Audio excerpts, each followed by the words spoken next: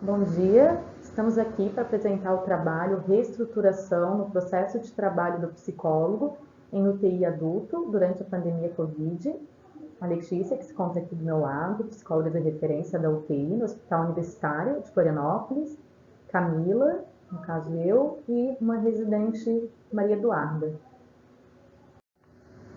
O que a gente tem observado desse contexto hospitalar durante a pandemia, na qual estamos vivenciando há mais de um ano, é que a UTI começou a receber os casos que sempre recebia, dos adoecimentos crônicos e agudos, e agora as situações de adoecimento por Covid.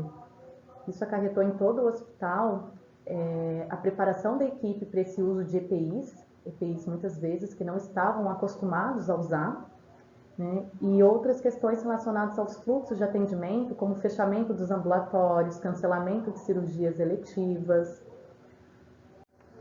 Com tudo isso, o que a gente tem observado?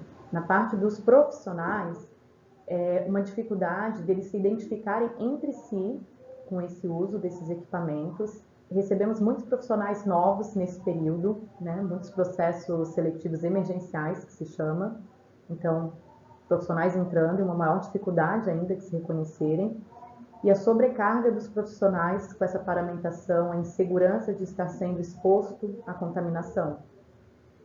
Na parte mais relacionada aos pacientes e às famílias, o que mais impactou eles é a restrição de visitas e acompanhantes em todo o hospital. Então, a gente observa muito sentimento de solidão, de desamparo, um aumento da ansiedade, tanto do paciente quanto da família, muitas preocupações. Então, todo medo, sentimento de tristeza, sentimento de ansiedade, que já se tinha num caso de internação, nesse contexto de pandemia tem sido muito maior. As informações médicas, elas estão sendo passadas por telefone e não mais presencialmente, como acontecia antes da pandemia. A gente tem tido, então, na UTI, os próprios médicos ligam para a família e temos também esse sistema de call center, no qual a família liga para os médicos quando é outros setores do hospital. De qualquer forma, o que a gente tem observado é que tem acontecido esse distanciamento da relação família e equipe, né, inerente ao que tem acontecido, por mais que a gente tenha que se aproximar, sabemos que não é a mesma coisa, né, esse contato por telefone e o antigo contato, que era possível ser presencial, uma insegurança dos familiares, uma dificuldade para a tomada de decisões compartilhadas entre equipe e família, justamente por conta desse distanciamento, e falhas na comunicação, né, que acaba sendo gerada quando essa comunicação é nesse formato. Tem sido também criação de protocolos e fluxos de atendimento, escalas de trabalho, a viabilização das EPIs. Tem gerado muita tensão entre os gestores, entre os funcionários, né? Muitos fluxos que os funcionários não podem participar desse processo, é um processo que já é formado pelos gestores e cabe aos funcionários se adaptar. O medo de contaminação dos profissionais, mudanças constantes nesse processo de trabalho, inclusive de profissionais tendo que mudar de seu setor, porque de repente um setor está precisando mais. Insegurança da equipe, muitas vezes essa equipe trabalhando com uma demanda que não estão acostumados, que não era o seu cotidiano anteriormente da pandemia. E com isso tudo, né, que a Camila colocou, a gente tem percebido muitos desafios para a nossa atuação, né, nos atendimentos. E esse uso de EPIs tornou todos os profissionais indistinguíveis, ficamos todos iguais, né? Dificultou muito a nossa comunicação não verbal, que é algo que a gente sempre utilizou muito e sempre observava nos atendimentos, né? Essa questão de também se manter distante, de não fazer o contato físico, né? Essa limitação do toque afetivo, do contato, realmente nos dificultou no sentido de serem estratégias utilizadas para oferecer conforto e apoio, que nesse momento não estão podendo ser utilizadas, né? E aí a gente passou por vários questionamentos ao longo deste um ano, né, de pandemia, de como fazer então os atendimentos com um sofrimento psíquico tão intenso e que a gente não pode estar junto presencialmente, que a gente não pode fazer esse contato físico com o paciente muitas vezes, com a família, e principalmente nas situações de eminência de óbito, né? Então, foram alguns desafios que a gente foi tentando criar possibilidades ao longo disso, que nós vamos falar mais nesse trabalho hoje. Então, houve uma reestruturação do trabalho da psicologia durante todo o período da pandemia em todos os setores, e especialmente na UTI. A gente teve que se readequar, né? Nosso hospital, a gente tinha visitas ampliadas, nas quais a família permanecia durante cerca de 12 horas junto com o paciente dentro da UTI, e passou a não ter não só a visita ampliada, não ter visita nenhuma, né, presencial.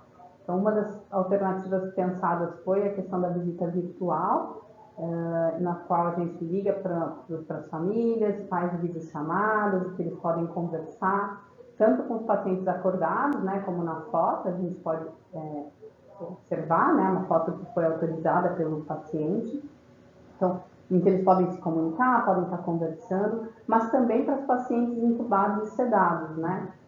No início da pandemia a gente não fazia tanto essa prática, mas foi algo que ao longo do processo a gente percebeu que era importante para as famílias, principalmente, era muito importante poder ver seu familiar, poder estar junto com esse familiar, nem que seja virtualmente, né?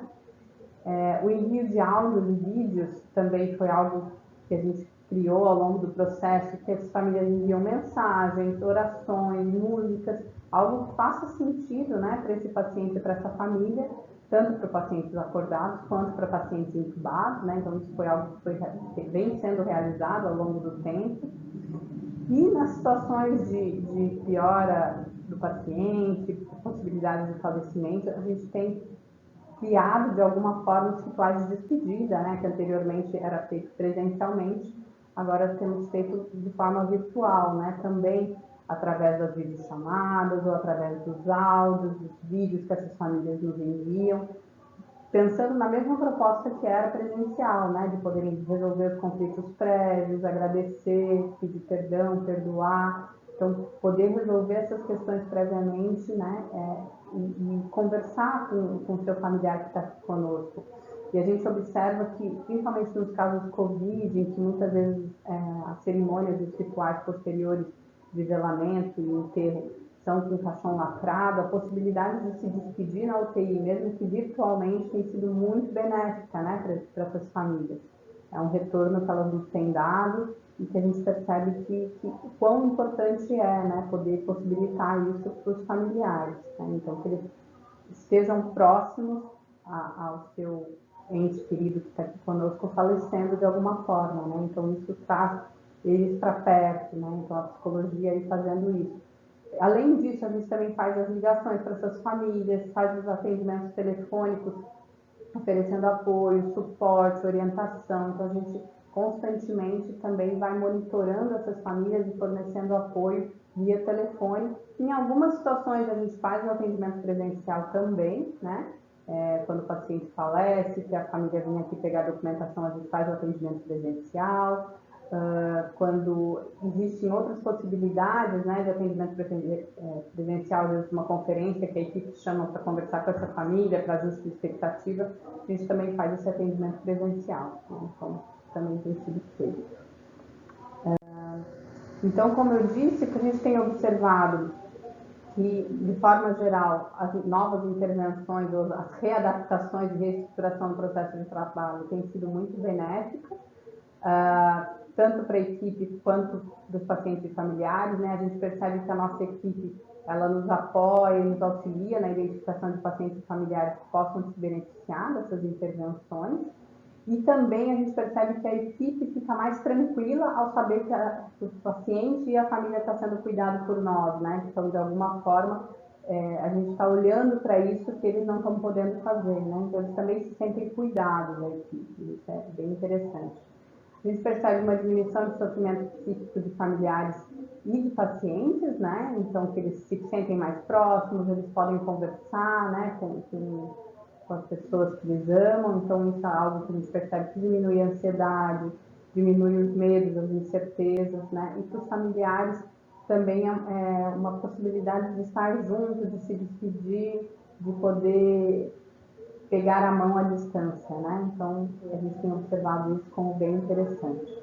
E aí nós pretendemos manter essa estratégia, como a gente observou, que tem sido muito bem vista, né, para todos.